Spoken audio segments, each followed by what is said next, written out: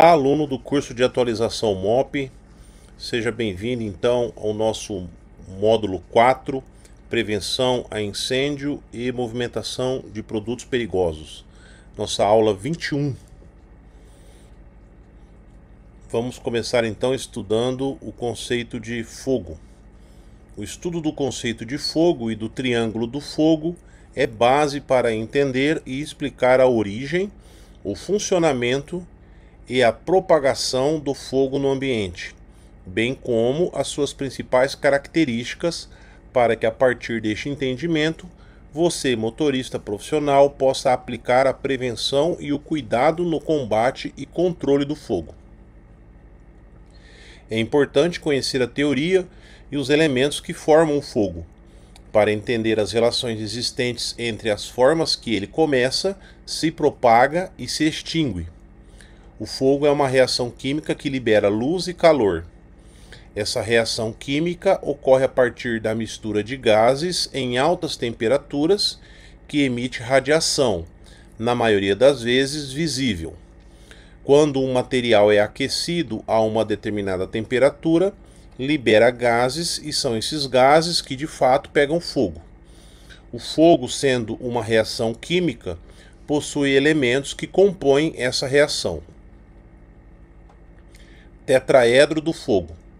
Atualmente existe a teoria amplamente divulgada que propõe não mais o triângulo do fogo, mas sim o tetraedro do fogo, sendo composto por 4 elementos. Considera-se então mais um elemento somado aos elementos combustível, comburente e calor. O quarto elemento, que inclusive já mencionamos aqui, a reação em cadeia. Combustível. Combustível é toda substância que é capaz de queimar alimentando a combustão. O combustível pode ser classificado como líquido, sólido e gasoso. Combustível sólido. São os elementos sólidos. Quanto maior a sua superfície exposta, mais rápido será o aquecimento do material e, consequentemente, o processo de combustão. Exemplos: madeira, papel, algodão, borracha. Combustível líquido. São os elementos líquidos. Esses elementos possuem propriedades físicas que dificultam a extinção do fogo, aumentando assim o trabalho e o perigo para quem venha a combater. Uma dessas propriedades é a capacidade de misturar-se com outros líquidos, chamada de solubilidade. A água e os líquidos derivados do petróleo, hidrocarbonetos, têm pouca solubilidade. Já os líquidos como álcool e acetona, solventes polares, têm grande solubilidade. Os líquidos assumem a forma do recipiente que os armazena. Se derramarmos o líquido no chão, eles tomam a forma do piso, escorrem e se deslocam para as partes mais baixas. Outra característica muito importante é que a maioria dos líquidos inflamáveis é mais leve que a água e, portanto, flutuam sobre ela. Outra propriedade dos líquidos é a volatilidade, que é a facilidade com que os líquidos se evaporam. Essa propriedade é de grande importância, pois quanto mais volátil o líquido, maior a possibilidade de haver fogo ou mesmo explosão. Cada líquido possui um grau de volatilidade diferente do outro, ou seja, alguns líquidos evaporam mais rápido que outros. O que determina a evaporação é a temperatura, e chamamos o momento exato da evaporação de ponto de fulgor. Veremos mais à frente sobre esse assunto. Em relação à volatilidade, os líquidos se classificam em líquidos inflamáveis e líquidos combustíveis. Os líquidos inflamáveis são aqueles que têm ponto de fulgor abaixo dos 38 graus Celsius. Exemplos são a gasolina, o álcool e o acetona. E líquidos combustíveis, aqueles que têm ponto de fulgor acima dos 38 graus Celsius. Óleos lubrificantes e vegetais e glicerina. Combustível gasoso. São os elementos gasosos. Os gases não têm volume definido, ocupando assim todo o espaço do recipiente em que estão armazenados. Dependendo do peso do gás, se for menor que o peso do ar, tende a subir e dissipar-se. Um exemplo é o gás natural. Mas, se o gás for mais pesado que o ar, vai permanecer próximo ao chão e se desloca na direção do vento. Exemplo, o GLP, gás liquefeito de petróleo. Comburente é o elemento que alimenta o fogo, que dá vida à combustão, se combinado com os vapores inflamáveis dos combustíveis. O oxigênio é o comburente comum à maioria dos combustíveis. Se a concentração de oxigênio no ar for inferior a 16%, a combustão se desfaz. Além do oxigênio, existem outros gases que podem ser identificados como comburentes a alguns combustíveis específicos. Por exemplo, o hidrogênio queima no meio do cloro, os metais leves queimam no meio do vapor de água e o cobre queima no meio de vapor de enxofre. Calor. O calor é o elemento que inicia o fogo, permitindo sua propagação, sendo considerado uma forma de energia. Somente pelo calor gerado pelo aquecimento de um objeto já é suficiente para iniciar a combustão. Por exemplo, o aquecimento de um motor de uma máquina. Reação em cadeia. Esses três elementos são chamados de triângulo do fogo: combustível, comburente e calor. Há a necessidade da interação entre eles, gerando a reação em cadeia e a combustão. Essa reação se automantém até que um desses elementos acabe. No momento da falta de um dos três elementos, o fogo se desfaz. Esses elementos, isoladamente, não produzem fogo. Formas de propagação do fogo. As formas de transmissão de calor entre os corpos estudadas em diversas literaturas são condução, convecção e irradiação. É de grande importância para o combate ao fogo que saibamos como funcionam essas três transmissões. Em algumas situações, podemos ter mais de uma dessas formas de propagação envolvidas na transmissão do fogo. Condução é a forma pela qual o calor é transmitido de corpo para corpo ou em um mesmo corpo de molécula para molécula. Exemplo, quando colocamos fogo em um papel. O fogo vem consumindo o papel de um lado e vai progredindo até o outro lado de forma gradual, molécula por molécula. Convecção ocorre quando o calor é transmitido através de uma massa de ar aquecida, de um ambiente para o outro, por meio de compartimentações. Exemplo, nas situações em que você coloca uma carne na churrasqueira e mesmo sem contato com o fogo do carvão, somente pela propagação do calor a carne assa. Outra situação é na mesma churrasqueira você sustentar uma folha de papel próxima ao fogo, mas sem encostar no fogo. Com a massa de calor, o papel vai aquecer ao ponto de pegar fogo sozinho. Irradiação é a transmissão do calor por meio de ondas caloríficas através do espaço. Exemplo, transmissão de calor do Sol para a Terra, através dos raios solares. Se você ficar no Sol por muito tempo, sua pele vai queimar. Pontos e temperaturas importantes do fogo. Todo material realiza troca de calor com o ambiente em que se encontra. Quando o corpo humano produz suor, nada mais é que a tentativa de resfriar o corpo que troca calor com o ambiente. Com os combustíveis não é diferente. Eles estão em constante troca de calor com o ambiente e, devido a essa troca, eles têm seu estado transformado de sólido para líquido e para gasoso, ou de sólido direto para gasoso. A partir dessa transformação e da continuação do efeito do calor naquele material, eles se combinam com o oxigênio, resultando na combustão. Para cada material, existe uma temperatura diferente para essas transformações. Não vamos nos ater às temperaturas de transformação dos estados sólidos para os líquidos, mas para efeito de nosso estudo, é importante sabermos as temperaturas das transformações para o estado gasoso, entre outras. Os pontos descritos abaixo só ocorrem devido à presença de calor e, consequentemente, ao aquecimento do combustível.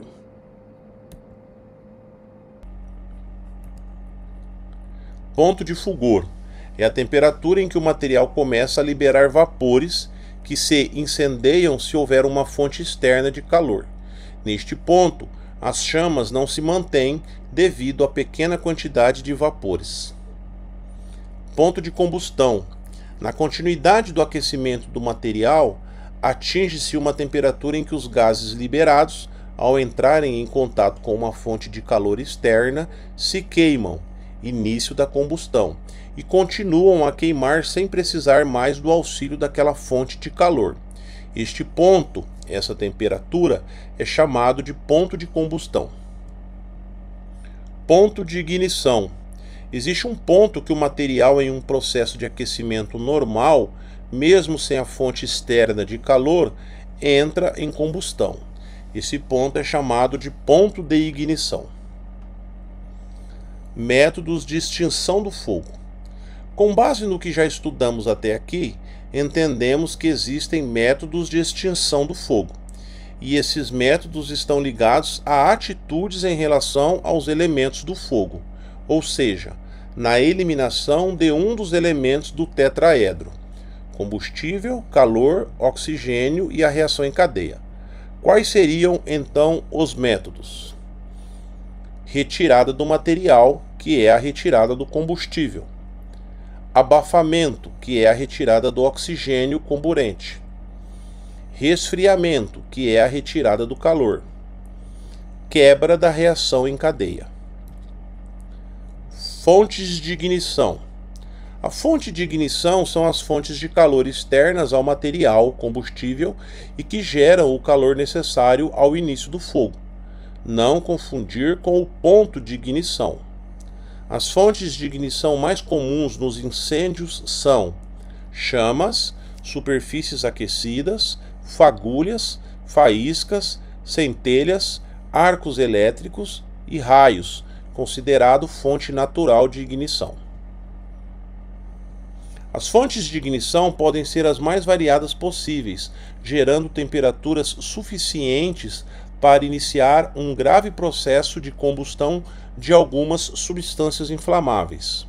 Elas podem ser geradas por uma bituca de cigarro, pela pressão de uma ferramenta sobre uma superfície gerando atrito e fagulha, interior de um dispositivo elétrico, interruptor de uma lâmpada, ou um dispositivo do circuito eletrônico do aparelho celular.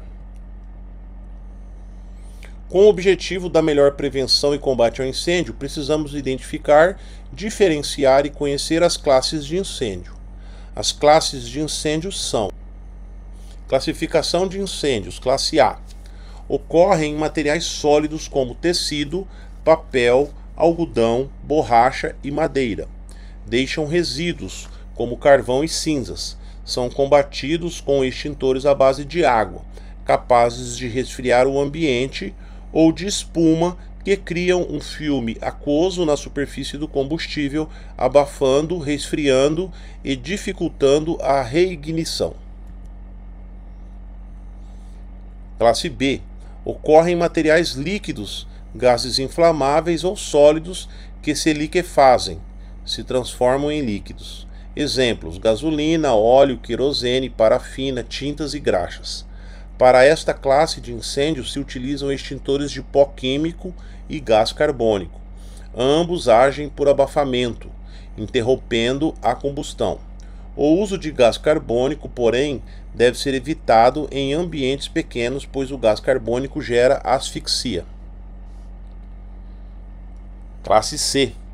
Ocorrem em equipamentos elétricos energizados. Exemplos: transformadores, geradores, máquinas elétricas, motores, equipamentos de informática, quadros de força e cabos de energia. Os extintores recomendados são os de pó químico ou gases. O agente extintor não pode ser condutor de eletricidade, como por exemplo extintores de água ou espuma. Uma vez desligada ou cortada a energia elétrica do sistema a ser combatido o fogo, é seguro usá-los. Classe D. Ocorrem em metais pirofóricos como selênio, magnésio, sódio, zinco, titânio, urânio, lítio, potássio, antimônio e zircônio.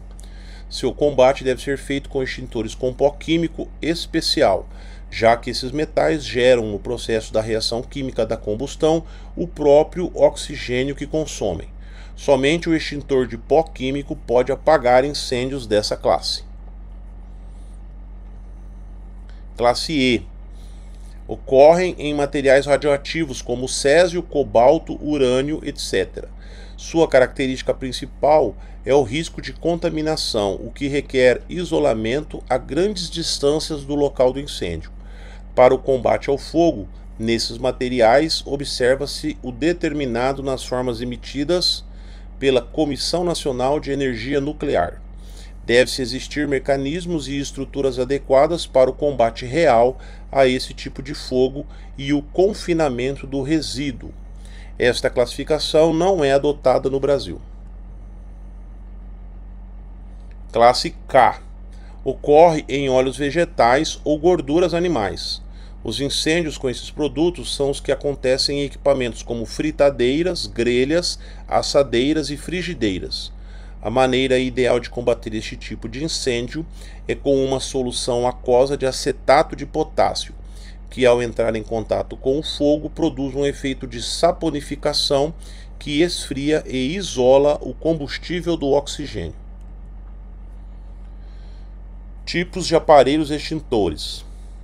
Estudaremos os tipos de aparelhos extintores segundo dois tipos de classificação diferentes, em relação ao agente extintor e em relação a outras características dos extintores, estrutura física, tipo de pressão utilizada. Em relação ao agente extintor, são diferenciados ou classificados em extintores de incêndio à base de água, extintores à base de dióxido de carbono, extintores à base de espuma mecânica e extintores de incêndio à base de pó químico seco. Infográfico: aplicações de extintores.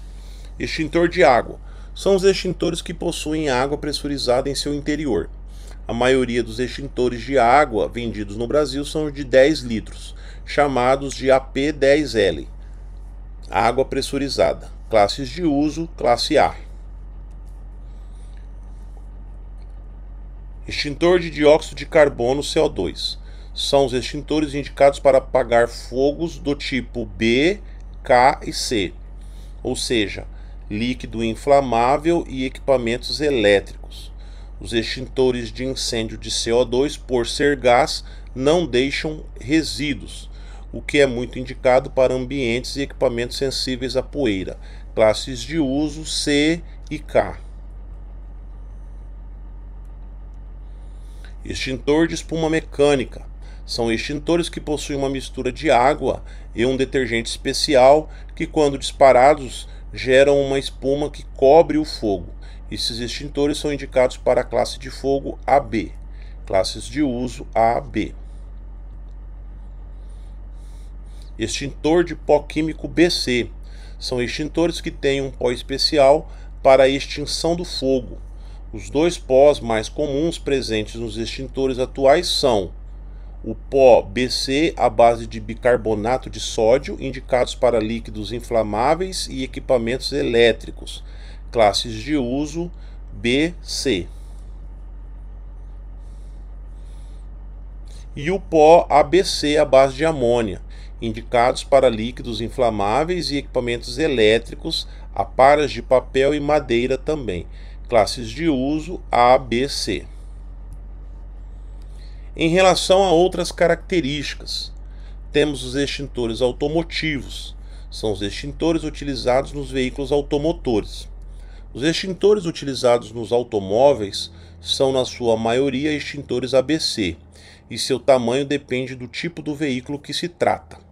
A utilização dos extintores automotivos é regulamentada pela Resolução CONTRAN número 919, de 28 de março de 2022, que prevê obrigatória a instalação do extintor de incêndio para caminhão, caminhão-trator, micro-ônibus, ônibus e para todo veículo utilizado no transporte coletivo de passageiros, e facultativa, por opção do proprietário, a instalação do extintor de incêndio para automóveis, utilitários, caminhonetas, caminhonetes e triciclos de cabine fechada. Extintores portáteis são extintores menores que 20 kg, transportados manualmente sem auxílio. Extintores sobre rodas são extintores maiores que 20 kg, dotados de rodas para auxiliar o transporte. Extintores de baixa pressão são extintores que sua pressão interna não ultrapassa 30 kg força por centímetro quadrado. Esses são os mais comuns que encontramos nos mais variados ambientes e veículos. Esses extintores possuem indicadores de pressão.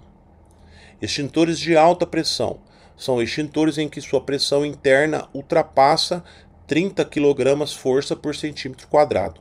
Normalmente são extintores do tipo CO2 e não possuem indicadores de pressão. Extintores de pressurização direta são extintores onde o agente extintor e o gás expelente estão no mesmo recipiente ou cilindro. É o contrário do extintor de pressurização indireta. Extintores de pressurização indireta. Extintores de pressurização indireta normalmente contêm um recipiente para o agente extintor e um cilindro à parte para o gás expelente, diferentemente dos extintores de pressurização direta em que os dois ficam juntos. Finalizamos aqui a aula 21. Próxima aula, aula 22, continuaremos com o tema de combate ao incêndio. Um grande abraço e até a próxima aula.